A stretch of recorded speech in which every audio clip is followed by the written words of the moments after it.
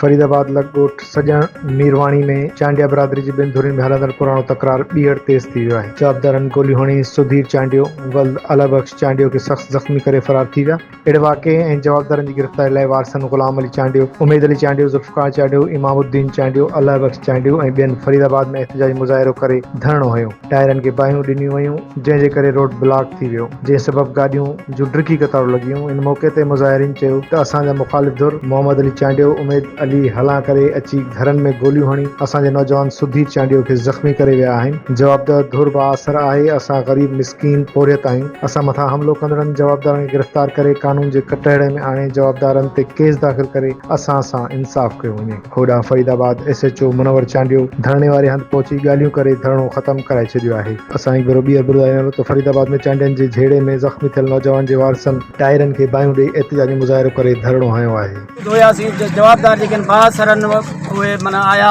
ऐं अची हमरा खे माना गोलियूं हणी ऐं भॼी विया आहिनि।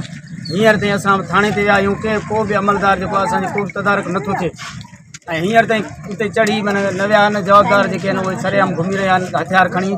असां ग़रीब माण्हू आहियूं। असां ST DIG IG सिंध खे अपील था कयूं कि असांजे मोहम्मद अली, उमेद अली, हिदायत अली ऐं अली हसन, गुल हसन ऐं शरीफ़ बखत ऐं मेराब चांडिया जेके इहे माना असांखे बासरनि ऐं रूपोश हींअर ताईं बंदि। मसइलो इहो आहे, हिन बार मां वियुसि गुलाम अली सवेरे अची पातो जेके राति हिनखे बंदूक खणी हुनजो मुड़ुस खे मारे आहे। असां विया आहियूं थाणे ते, गुलज़ार थो चए निकिरी वियो थाणे मूं। बाबा जवाबदार वेठा आहिनि, जवाबदार त चढ़ाई कुझु न कंदासीं। थाणे मूं निकिरी वियो, असांजो ठीकु आहे, असां थाणे में निकिरूं था। सिंध IG खे, SP साहब खे, सरदार खान खे, बुरहान साहब खे, लश्कर खान खे, रियान खान खे असांजी मालकी न थींदी असां धड़ो न छॾींदासीं। इन खे पुछा थिए गुलज़ार खे त असांखे थाणे मूं छो कढियो अथसि।